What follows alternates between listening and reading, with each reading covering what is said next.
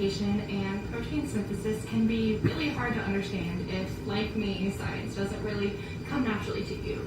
So I tried to come up with an analogy that would help the process make more sense to me and hopefully make more sense to other people.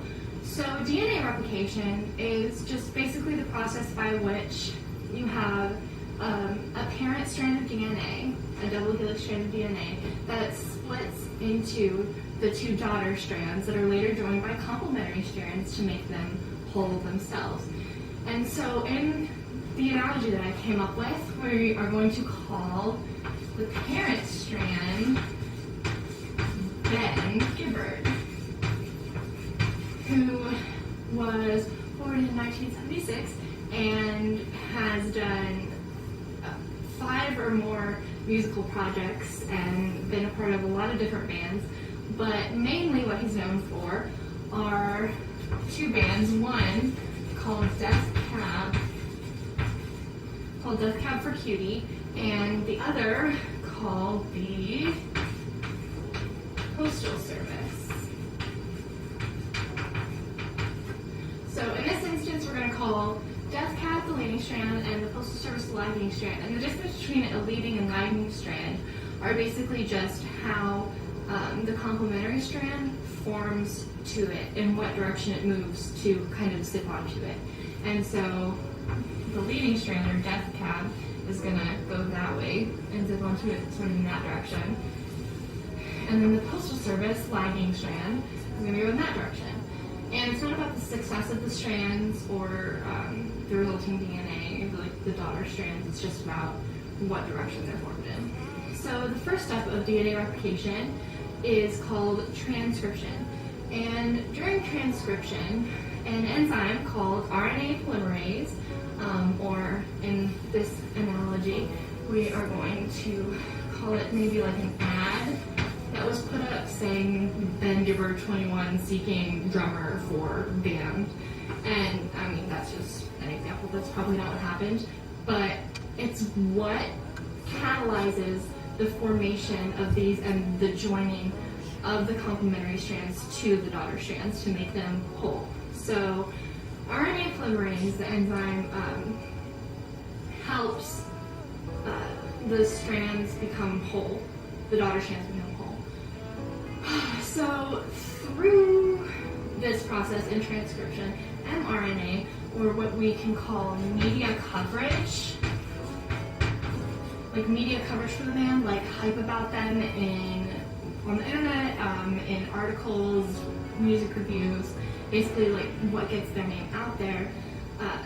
That's the analogy to mRNA, the messenger RNA, that basically sends a signal to ribosomes, or what we can call music festivals, or just really performances in general, but the music festival analogy will aid us later in being more specific. But the mRNA basically is encoded with information of telling the ribosomes how to perform protein synthesis. And so the transcriptome, which is the spectrum for all of the different types of mRNA, we can equate in this analogy to all of the different types of mediums through which the media can kind of get to us, can give us information. So transcriptome would probably include the internet, social media, magazines, things like that, etc., etc. And so that's the sort of the first part of transcription. And then the second type of RNA that we know about and that we understand how it works is called rRNA. And rRNA is actually what ribosomes are made out of. Ribosomes are made out of multiple, like tons of rRNA.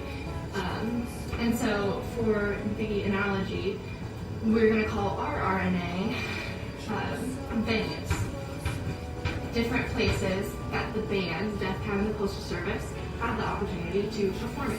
So rRNA makes up ribosomes, and venues make up music festivals.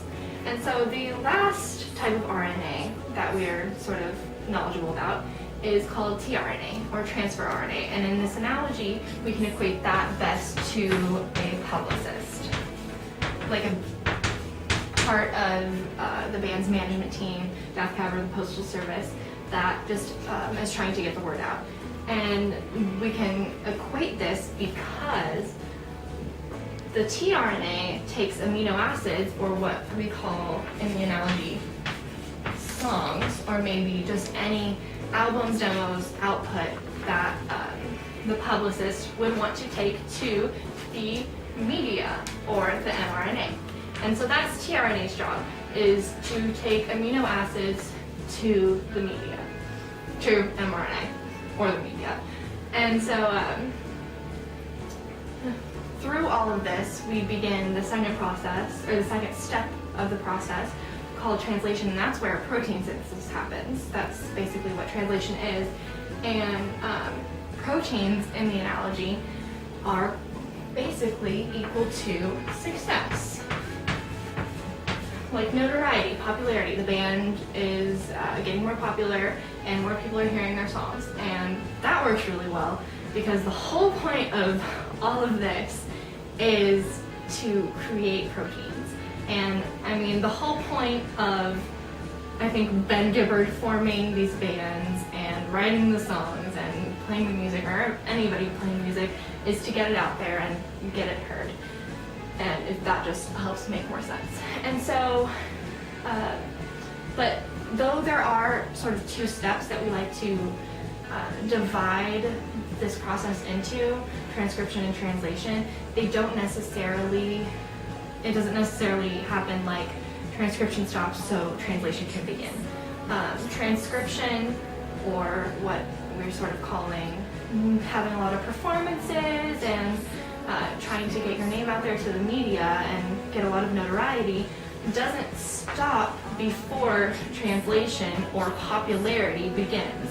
So technically with DNA replication, DNA turns into mRNA, and then in translation, mRNA will turn into proteins, and then that's the point of that process. So Ben gets a lot of attention from the media when he's performing, and then the media turned all those performances into success for him and for Death Cab for the Postal Service. And so basically DNA replication is a long process that takes a lot of chemical energy, and being a successful music group, or having part in making two successful music groups, is a long process that requires a lot of just normal human energy. And in the end, you get proteins and you get success, which are basically the same thing, because that's the point of DNA replication. And if you didn't learn anything about DNA replication, I hope you did, but if you didn't, hopefully